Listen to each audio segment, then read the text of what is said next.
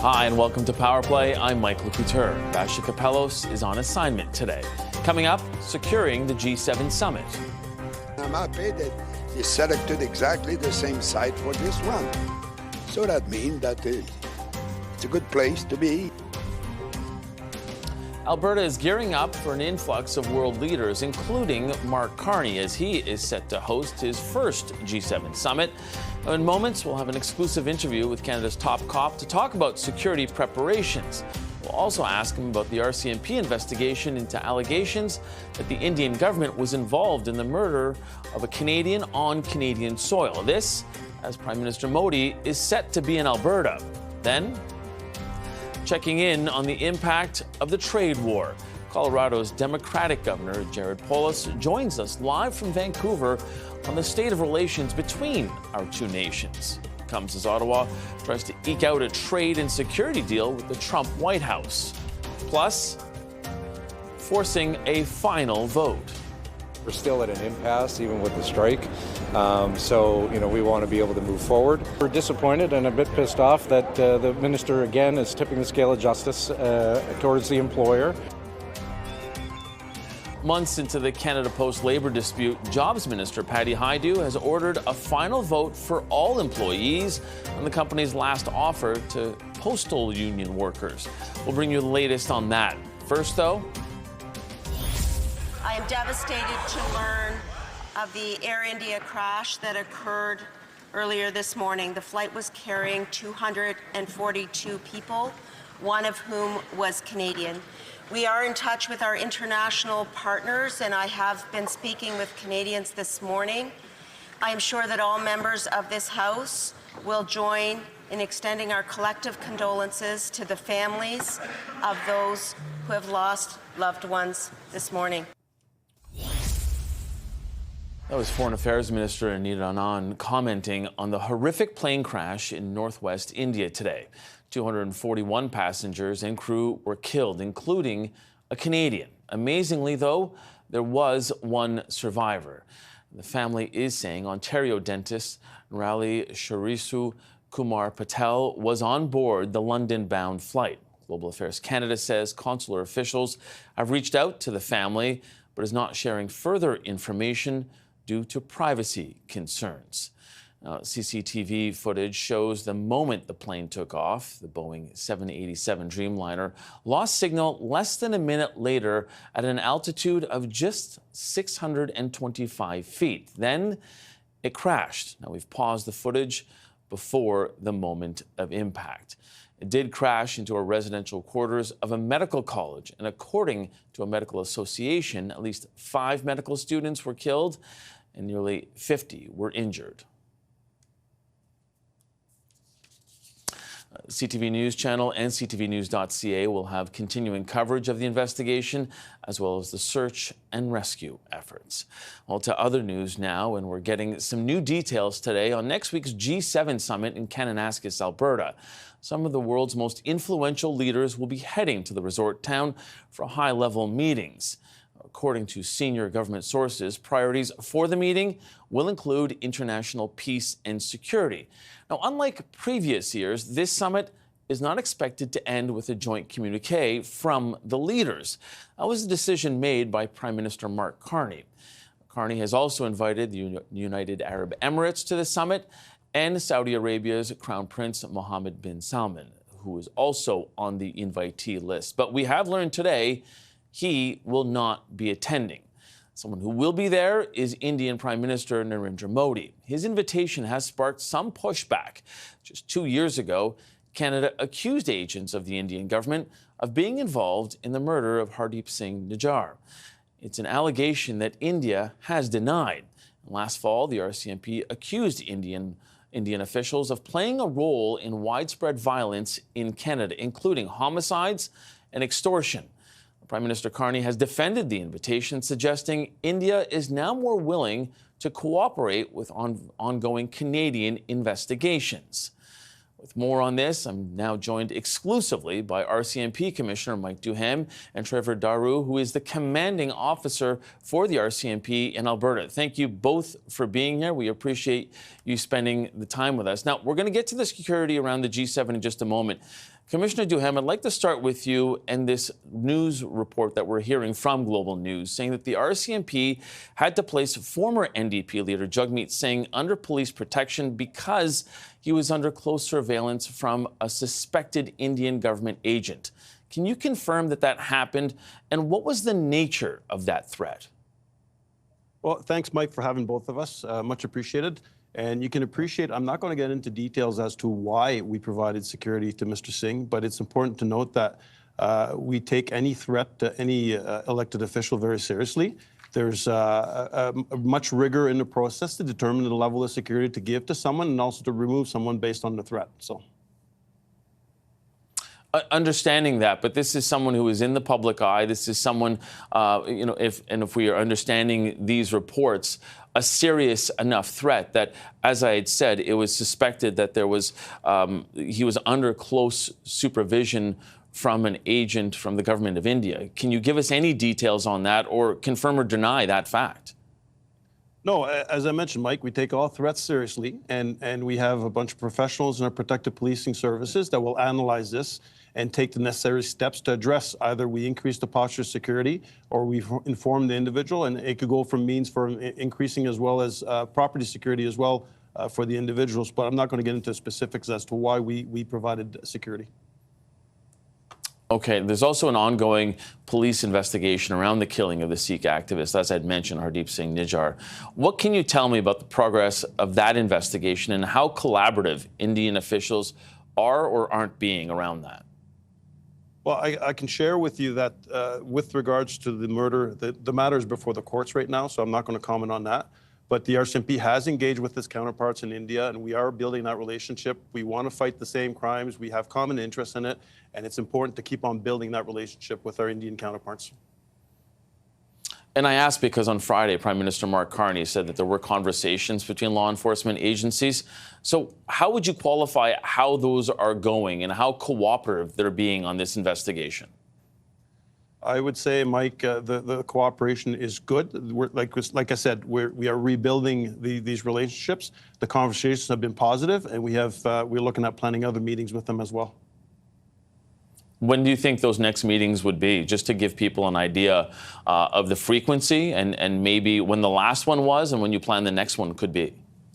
I'd love you to give the dates. I don't have the dates as to when the next one is. I think last time we met with them, Deputy Commissioner Mark Flynn, I think it was a couple months ago.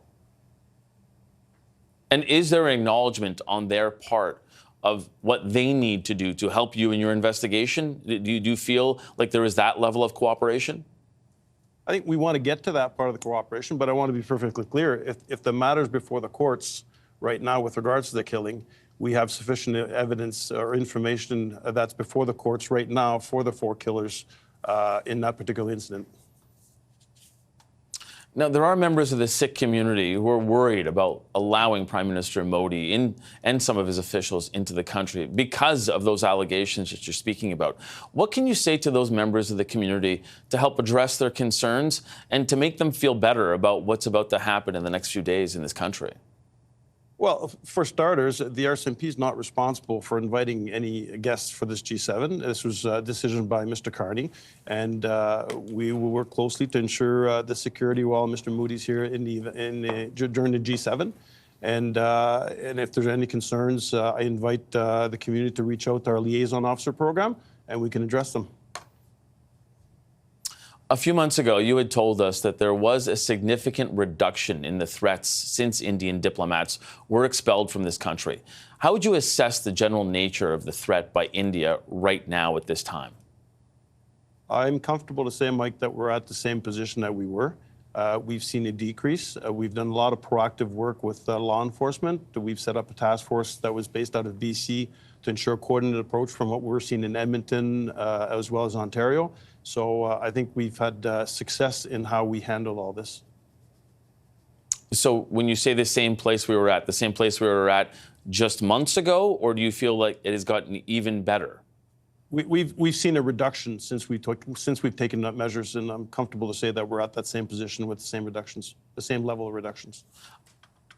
I understand the nature of the investigation, but I have to ask you specifically, has your investigation been able to rule out that Prime Minister Narendra Modi was involved or aware of the allegations that are contained here, that we understand are at the heart of all of this? I'm not going to make any comments on that, Mike. As you can appreciate, the matters before the courts, there's ongoing disclosures. So I'm not going to comment on that. I understand that, but this is something that a lot of Canadians are wondering about right now. And I think we can all understand what is before the courts, but there has been a lot that has been said public already, Commissioner, in the past, either by law enforcement agencies or politicians in this country. And there have been a number of comments that have been put out there with significant accusations. So I think Canadians are rightly wondering whether or not you have been able to at least rule out Prime Minister Narendra Modi as part of this investigation. Well, I would love to stand here to say yes or no, but again, the matters before the courts and what's going to be disclosed before the courts, then people will have access and can make their own interpretation. Okay, I can appreciate that. Commanding Officer Trevor Daru, I wanted to ask you about trying to secure the G7. And I say that because the threat level has changed since the last time we hosted a G7 back in 2018. How do you manage something like this when you consider the current U.S. president was the target of an assassination threat not too long ago? Yeah, thanks for that. You know, we have a strong RCMP-led integrated safety security group, and we're working very closely with that group. Of course, we have other agencies involved. We have part of that ISSG group, or our sheriffs. We have our conservation officers, the Calgary Police Service, and of course, our partners in the Canadian Armed Forces. So I can tell you that we don't rely on just one single event to inform how we're going to move forward into the next event. We're fortunate with the RCMP as the national police force that we lead a number of incidents such as this across the country and participate in many around the world. So leveraging that experience and that knowledge and our strong partnerships, as I stated, in other agencies, we're well prepared to deal with any eventuality. And we have to consider not just the individuals, but we have to consider the changing landscape of threat. And that's part of our planning process and our preparations. And we're well placed for that. Talk to me a little bit about the changing landscape of threat, because we understand where this is happening. It is in a remote, essentially resort town. What have you had to do to ensure that everyone is secure and making sure that there is a free flow or free enough flow of people getting in and out, but especially when you consider how the threat has developed, not only in terms of what we see on the ground, but maybe what is unseen as well, and even in terms of a cyber threat as well. Yeah, Mike, really good points. And those are the things that we have to be prepared for. We consider not only any kind of potential threat from the ground, we have to look at all eventualities. And it's interesting because as you know, we had the same location in 2002, where one of the advantages there is we learned from the landscape. It's a very dynamic, the landscape, geography itself, limits access itself, presents actually natural barriers to entering the location, but we have to secure that area. We have to secure it from the ground as well as above, and we have all assets available and necessary to be able to do that. I wanted to also ask you about how you balance securing the site, but also allowing room for protests. Because, of course, protests are something, obviously, they're allowed in a democratic country like Canada, but there are certain designated zones. How do you ensure, though, that people remain in those locations when their goal is really to get the attention of those world leaders and to get as close to them as possible? Yeah, as you know, I mean, we have to balance that right to protest with ensuring the safety and security of the individuals that are attending the actual event, as well as the citizens of Alberta, the citizens of this country. So having designated sites that are easily accessible, that provide the adequate space for individuals to demonstrate, and then access to the attendees at the summit itself. And so we're doing that. We've set up cameras virtually so they can have direct access to the individuals there, while not just leveraging technology to actually move that forward. And I can tell you, we worked very closely with the groups beforehand hand as well. So part of this is cooperation. How do we facilitate your ability to get the message across? And I can tell you a lot of groups are willing to work in that direction. Okay, we're going to leave it there, gentlemen. Thank you so much for this. Really appreciate it. Commanding Officer of the Alberta RCMP and RCMP Commissioner, appreciate you both taking the time today.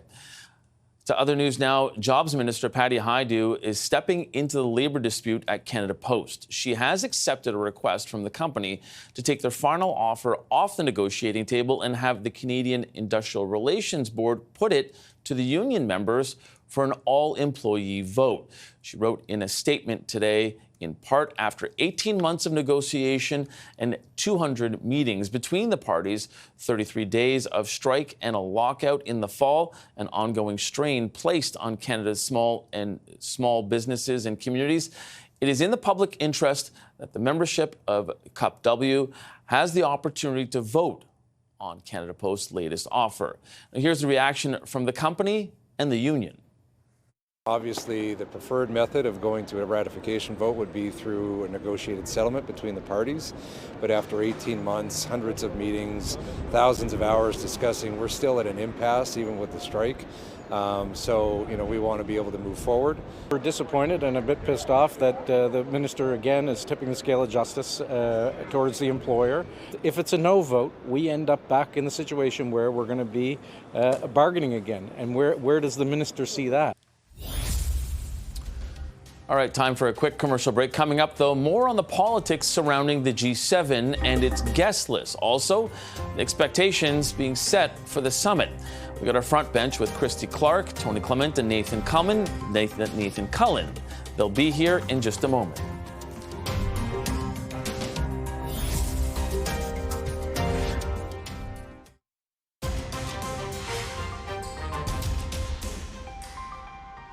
If he has decided to make a show to be in the news, he will do something crazy. So let him do it. And keep talking normally. He tends to be a bully once in a while. And don't lose your cool when you have a bully in front of you. Unless you grab him by the neck, as I had today one time.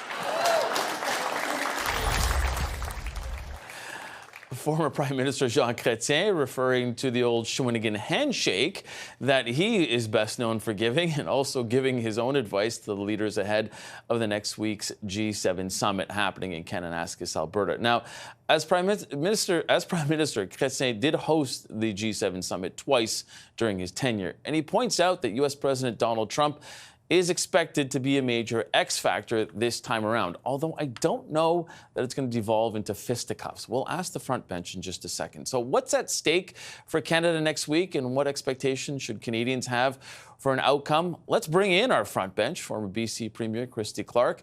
She's now senior advisor with Bennett Jones. Tony Clement, he served in senior roles in Conservative Prime Minister Stephen Harper's cabinet. He's now CEO of Tony Clement International.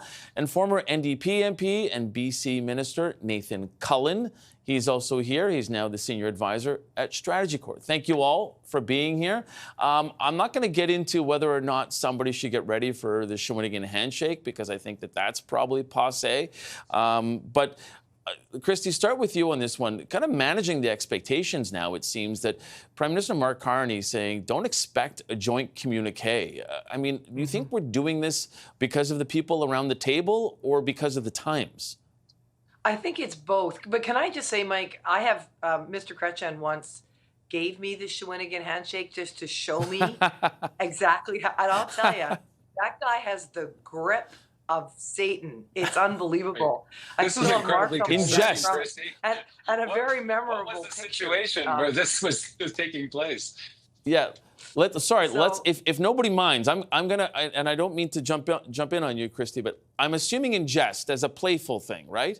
Yes. Oh, absolutely. No, he called me over and said, "Hey, do you want the Shawinigan handshake? I'm going to show you how this works if you want to be premier." And so that's what he showed me how to do it. I've never tried it on anybody else. Yeah. Although I wanted to on my son many occasions, I have to say. The in terms of the G7, I think it's good. It's just such difficult times. Everything's so unpredictable. The world economy is just still trying to find its footing after Donald Trump's Liberation Day tariffs, and it's done so much to destabilize all of our trading relationships and our supply chains around the world. I think there'll be some real focus on that. I think, though, it's very difficult, though, for them to come up with any really clear solutions out of this, because nobody really knows what Donald Trump's going to do next. Although I do think the G7 is going to be a really important opportunity for people to talk about collaboration, to talk about how we will work together. From Canada's perspective, it's going to be, are we open for business again? Yes, we are.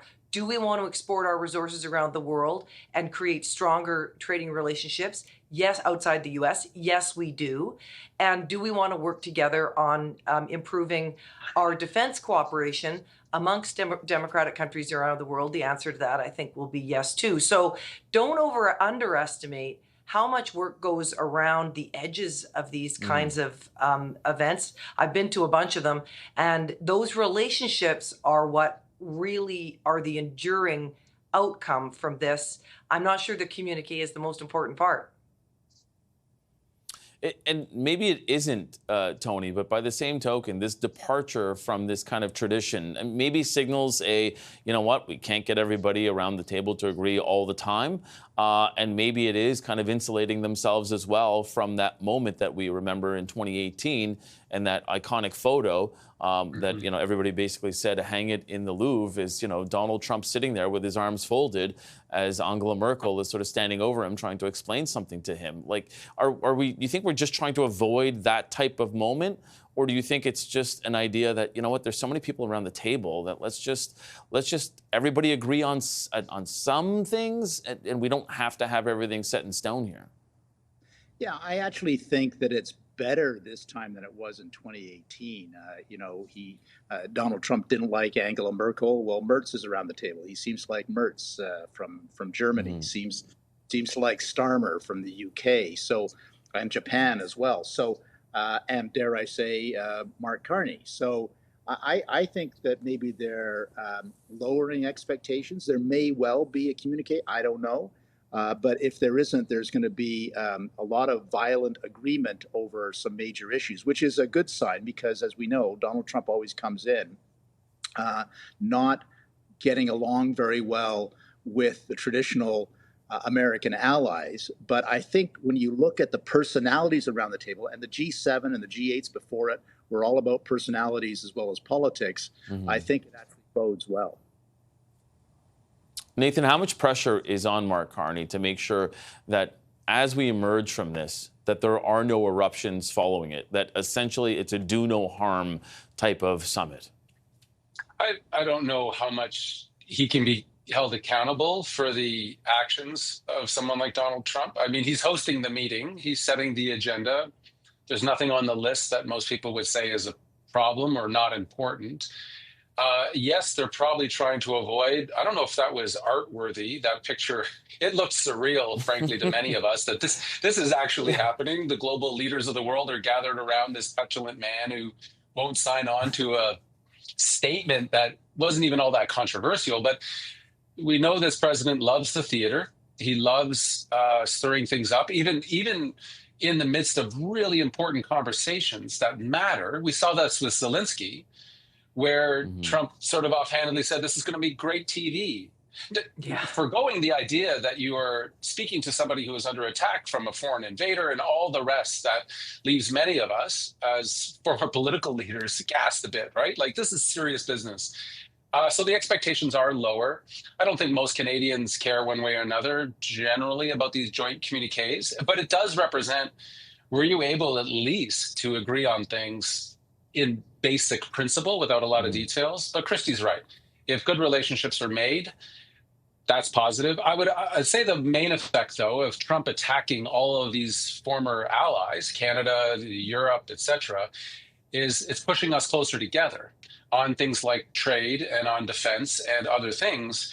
I don't think that was his intent, but I think moments like G7, does Trump come and throw a fit or not?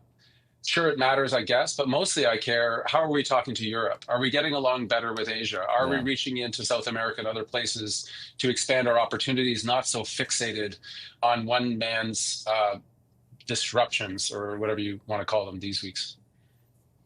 Yeah, and Christy, I guess that's why the pluses, and not to say +1, but it feels like it's, G7 plus 7 or 8 now.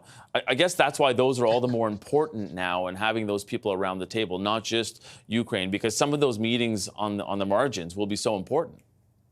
Yeah, they will be. I mean, there's never been a time where the Western world has been so vulnerable to foreign interference. I mean, you certainly see the hands of hostile nations all over the internet, causing all kinds of disruption in Canada, in the separation debate, in Alberta, for example. So we really need the sane, civil, democratic discussion in the Western world to come together. For the first time in a long time, the United States is going to find itself on the sidelines of that.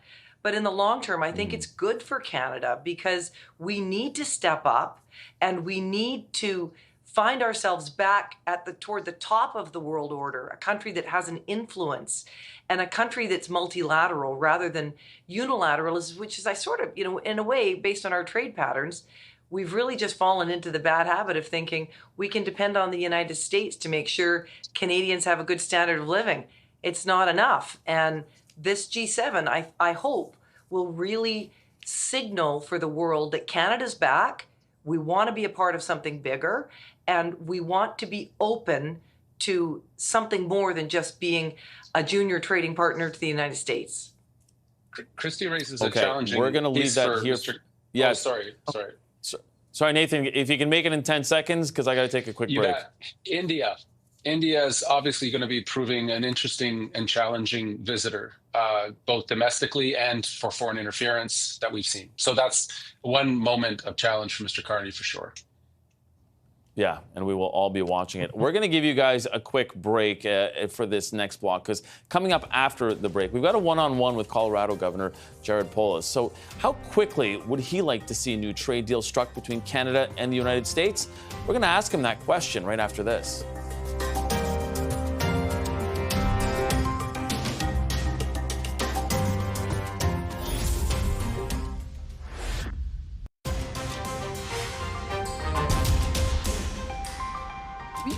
With the things that matter to them, then I think we can make the case on all of the other fronts.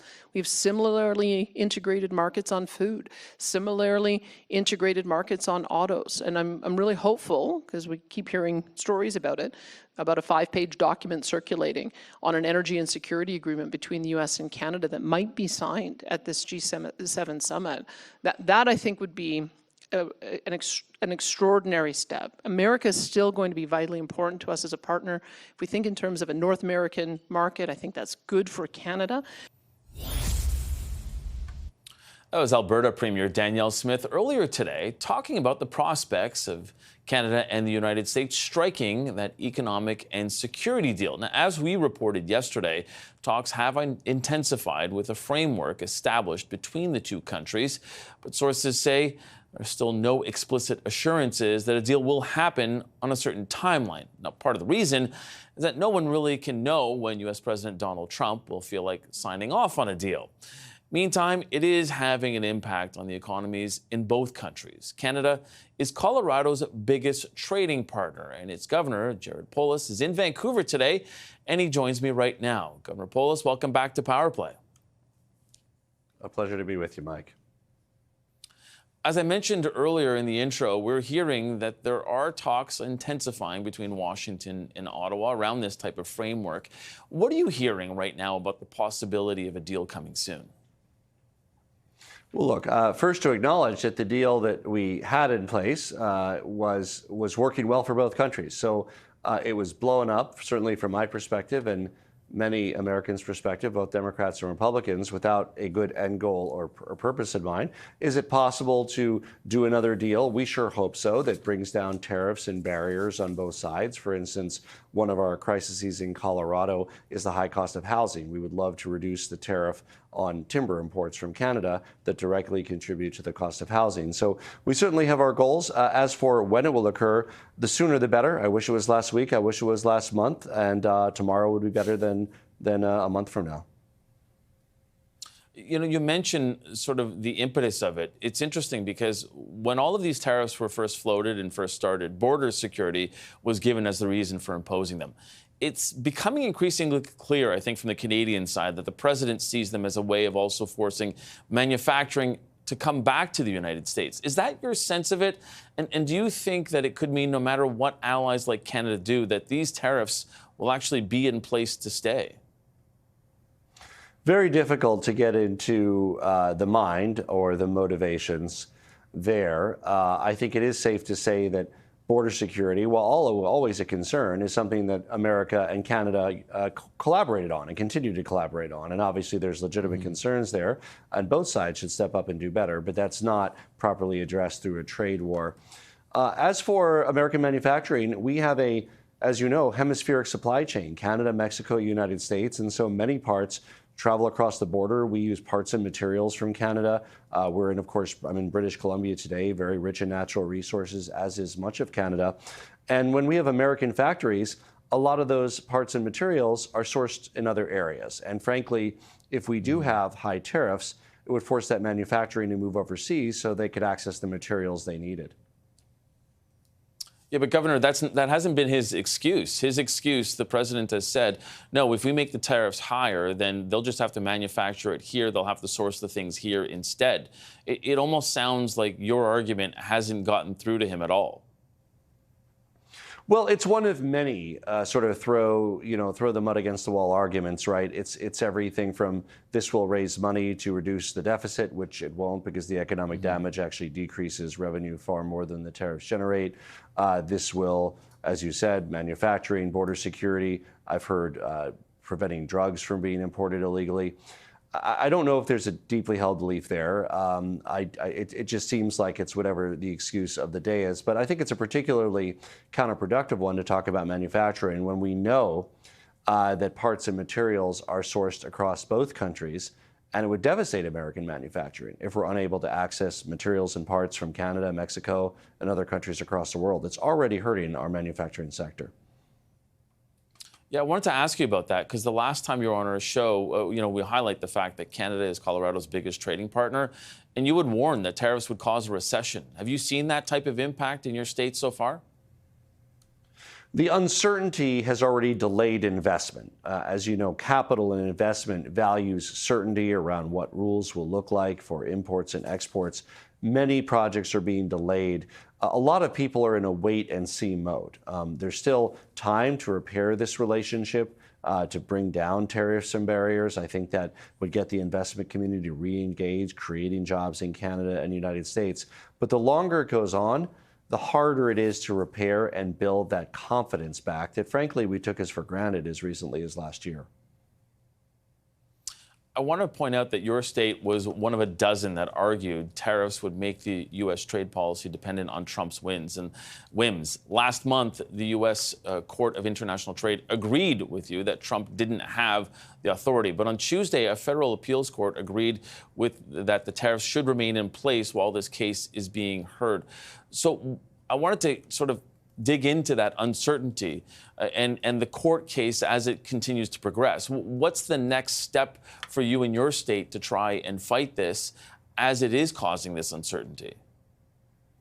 Absolutely. We're pursuing all avenues to do that, and we've argued in court, and we, as you indicated, won an initial court victory. The president doesn't actually have the authority unilaterally to impose these tariffs. We're also, of course, advocating in the halls of Congress with both Democrats and Republicans to more explicitly both prevent a president from having these tariffs, as well as to engage in trade policy that will actually promote prosperity on both sides of the border. So we're leaving no stone unturned. And I say we because it's certainly not me alone. I want the Canadian people to know that many Americans feel this way, Democrats and Republicans.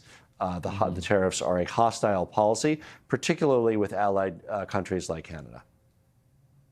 We know in the past, in the previous trade war under Trump 1.0, there was a concerted effort by not only Canadian lawmakers, but also American lawmakers to try and appeal to the president and to say to him, look, this is going to have an impact. This is having an impact. What is happening behind the scenes right now? Because I think from the Canadian side of the border, it doesn't seem like any of those arguments, if they are happening in the Oval Office, are either getting through to him or the Secretary of the Treasury. Is there still that concerted effort on the state level and even, with a lot of the businesses that may be affected by, the supply chains? Are they still trying to make that argument with the president?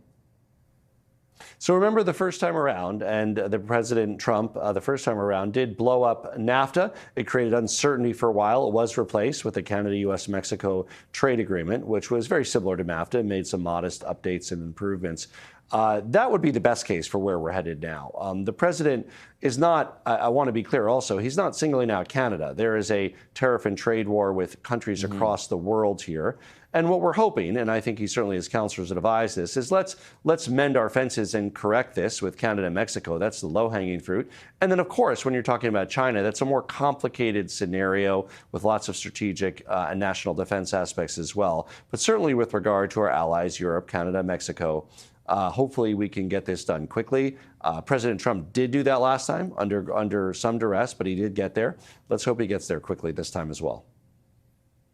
Just in closing, it felt like in the first Trump presidency that there was a path to get to him, that if there was enough economic pain that he would reverse course and eventually did.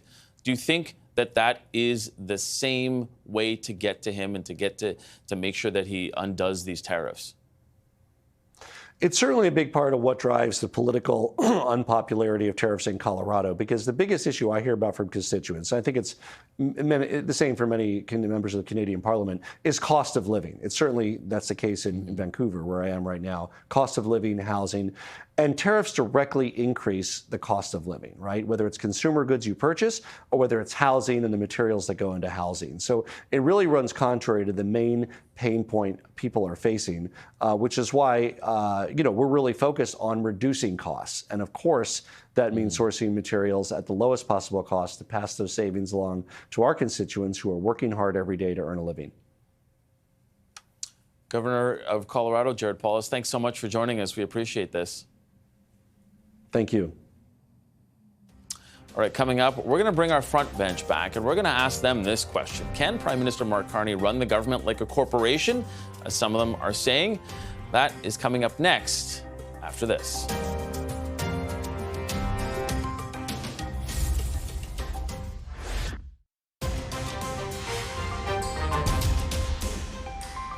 Canada's new government, Mr. Speaker, is acting immediately to grow this economy, one Canadian economy out of 13 nation-building projects. As a member of Canada's new government and a new member of Parliament, we will uphold higher standards, Mr. Speaker. There was just an election. Canada's new government was elected to focus on getting best value for Canadian taxpayer dollars. There you have it, a compilation of Prime Minister Mark Carney's favorite chorus in the House of Commons this week. Despite leading the Liberals to a fourth consecutive term, Carney keeps reiterating that he's leading a, you heard it, new government. And this week, he made another significant public service appointment, announcing Michael Sabia will lead the Privy Council. Now, Sabia is a previous Deputy Finance Minister under Justin Trudeau. He was also the CEO of Hydro-Quebec. He has a long record in the public and private sector, including as the former CEO of Bell Canada Enterprises, which is, of course, the parent company of CTV. Now, one of Carney's Secretaries of State, Wayne Long, has said that we should all expect this government to run more like a corporation. But can a government really run like a business? And what could Sabia's appointment forecast for this government? Let's bring back our front bench, Christy Clark, Tony Clement, and Nathan Cullen. I want to start with you on this one, Tony. I mean, trying to run a government like a corporation sounds good in theory, but what do you think the headwinds will be when they try and move at the pace of a corporation when you're dealing with the public service? Yeah, I wrestle with this one. I'll be honest with you. Part of me says, well, a lot of corporate Canada would never put up with the shenanigans that go on in government, and so that would be a good thing to get some more adult thinking into the room. But the other side of the coin is these are elected representatives. Corporations are responsible to their shareholders. I get that. But the public is more than a shareholder. This is our country as the public. And so the expectation that you can run it like a business, it always, whenever I see politicians saying that, they eventually crash into the rocks of reality.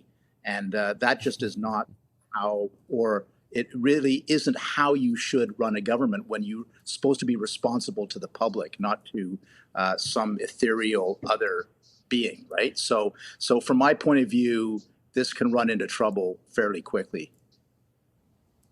Yeah, and Nathan, it's interesting because from everything that we've heard about Mr. Sabia, and somebody who basically wants to get things done quickly, he had also said at a talk with the Globe and Mail, essentially, that we have an ambition deficit in this country.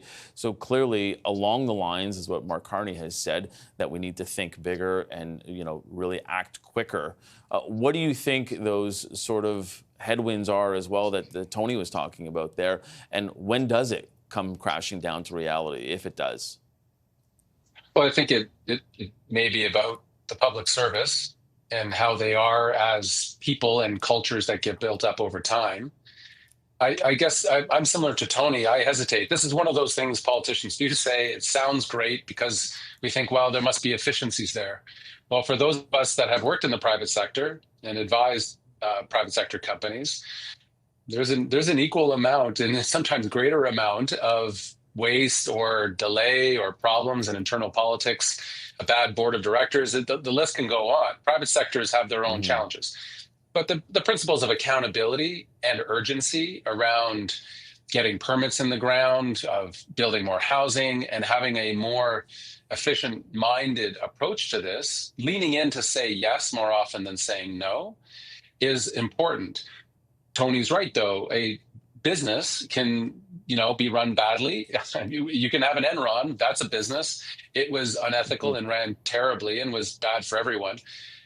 But you also have more than shareholders. You have Canadians and people who did and did not vote for you, and being able to manage all those interests. And the last thing I'd say is a CEO doesn't have to manage premiers. It doesn't have to manage the expectations of a lot of interest groups that are swooping in at all times, and makes decisions on a day-to-day basis that's far bigger in impact than most CEOs will ever make. And that's just a reality. So it's got to be treated with that level of respect. Christy, as one of those former premiers, talk about that sort of different layer of responsibility. Well, first, let's acknowledge, I don't think Mark Carney has said he wants to run it like a business, but he hasn't. He hasn't. You're right. No, yeah. So, but I mean, my impression is that when Wade Long said we should run it like a business, the way I took that was the way I approach government, the way I think Carney's going to approach it, which is when we make a commitment that we are going to have a deadline for something, we are going to meet it. When we ask staff to do something and we're going to set out clear goals for them, and we are going to expect them to be held accountable for their goals. There isn't going to be some endless process that is completely impossible to understand, that's managed by a whole bunch of people who don't really understand their role and what they're supposed to be doing, and then therefore we don't get anything done, which is something like the way the government's been running in Canada for much of the last decade. They want to fix all that, and one of the things that's really notable about the staff that Prime Minister Carney has been selecting is he's been looking for people like Michael Sabia, who is an incredibly stable and thoughtful business leader, but he's also a former public servant.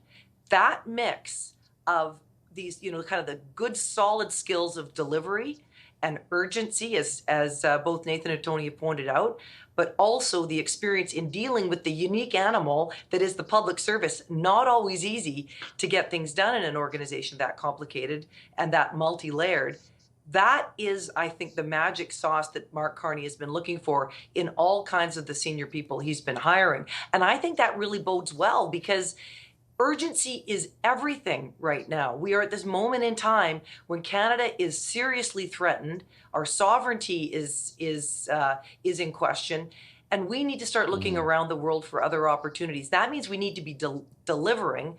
And my experience in government is you get almost all the big things done in the first year. After that, it just gets harder. So I think he's on the right track. And I don't think it's going to look like a business, but I think it's going to be accountable. I think people are going to show up to work on time. I think they're not going to wear their house coats on Zoom anymore. We are going to see a very professional government where you know that at 3 o'clock, nobody's at the bar. They're still at their desk. At some points in the last government, sorry, Nathan, I was just going to say, at some points in the last government, we wish that people were actually wearing a house coat. But go ahead. And why are we talking down our fine establishments across the country where a lot of good work gets done? I want to press pause on that notion that no one's going to the bar anymore. Could I just mention, as Christy mentioned, Mr. Sabia has a long and heralded record in public service as well as private sector. I do hope he has learned a little bit from that public sector experience because he was around at the time when our deficits were out of control. There were no priority. Everything was a priority. Therefore, there were no priorities. So that was kind of the record of the previous government. So I am hoping against hope that Mr. Sabia can instill some discipline fiscally, which is definitely necessary right now. Mm-hmm. Yeah, and not just on the operational budget, but on the budget overall. I'm assuming, Tony, that's probably what a lot of Conservatives are looking for as well. Okay, unfortunately, I got to wrap it up there. Thanks to Christy Clark, Tony Clement, and Nathan Cullen. Stay right there. We'll be right back with one final thought. We'll be right back.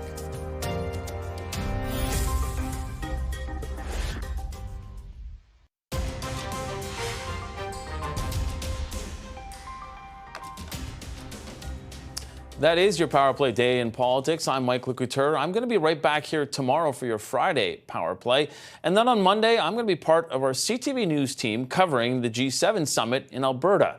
Vashi Kapelos will be hosting special editions of Power Play from there. And we'll make sure that you're getting all the very latest from the high level and high stakes meeting. Thanks again for sharing your time with us today. Stay tuned, though, because your top headlines are just ahead.